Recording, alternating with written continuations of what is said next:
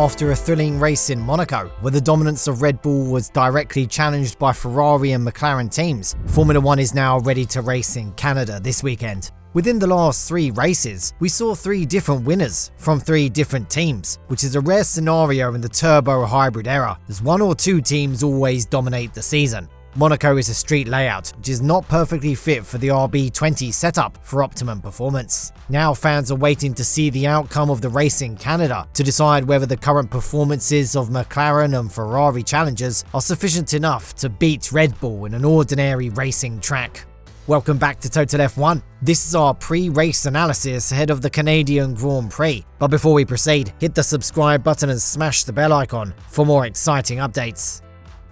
The history of the Grand Prix racing in Canada is dated back to 1961, as this annual motorsport event commenced that year. However, it took a few more years to become a part of the Formula One Championship, and it received that status during the 1967 edition. Initially, the event was held at Mosport Park, Ontario. Later the event shifted to Mont-Tremblant, Quebec for some of the years, for different reasons.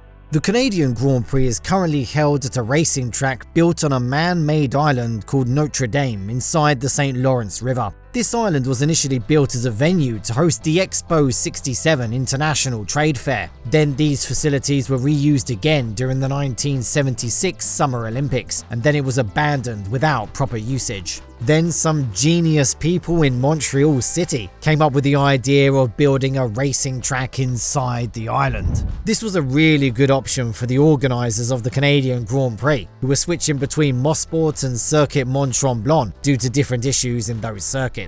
Some of the already existing streets on the island were used to build this racetrack, and it was ready to host its first ever F1 race in 1978. The inaugural event in Notre Dame was won by the Canadian racing legend Gilles Villeneuve. Since then, it became a permanent location to host the Canadian Grand Prix every year. The current layout of Circuit Gilles Villeneuve is 4.361 kilometers long, and drivers need to go 70 times around the circuit to cover the race distance of 305.27 kilometers. The fastest lap record was set by Valtteri Bottas during his Mercedes era, and it still stands. He holds that record with a lap time of 1 minute 13.078 seconds. 2 GOATs of F1, Michael Schumacher and Lewis Hamilton, are the best performers here, by jointly holding the record for most number of victories with 7 wins each. Due to the COVID-19 pandemic situation, the 2020 and 2021 editions were cancelled, and the 2 most recent events were won by Max Verstappen in a dominant fashion.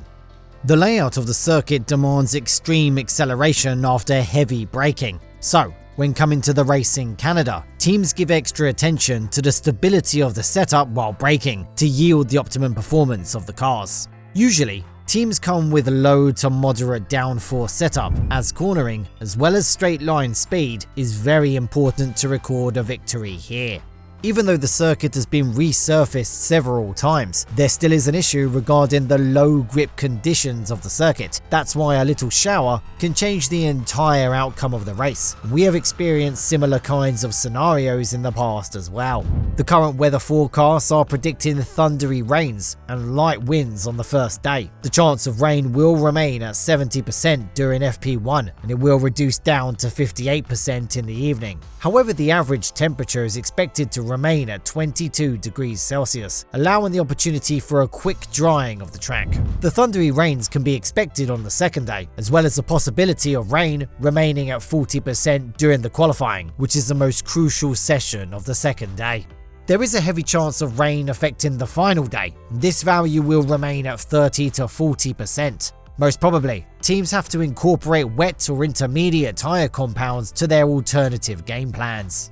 Under this weather risk, it's better to attach to a one-stop strategy. Starting with mediums and then switching to intermediates at the start of the rain will work perfectly. However, drivers may need to switch between dry and wet compounds once again, depending on the weather conditions. Drivers have to be extra careful under wet weather, as Canada is famous for lower grip, even under dry track conditions. When we look at the current nature of the championship, Red Bull drivers will face considerable threat from Ferrari and McLaren drivers in the near future. The gap between Verstappen and Leclerc has been reduced to 31 points with his latest victory in Monaco. Now, Verstappen needs to perform and record victories more consistently in the upcoming rounds if he wants to continue the rest of the season as the championship leader. Most notably, Verstappen's teammate Sergio Perez has dropped down to the 5th spot in the standings. This is a big blow to the game plan of the Red Bull team, as they are leading the Constructors' Championship over Ferrari by 24 points. Compared to Red Bull, both the drivers of Ferrari and McLaren teams are equally performing with greater consistency, and for that reason, there is a great risk for Red Bull to lose the Constructors' title, even if Verstappen is able to win the Drivers' title. Anyhow, everyone is now waiting to see the rise of either Ferrari or McLaren teams, as they want to see a new hero who ends the dominance of the Red Bull team. Will Ferrari be able to maintain their winning momentum during the Racing Canada as well? Share your thoughts in the comments section below.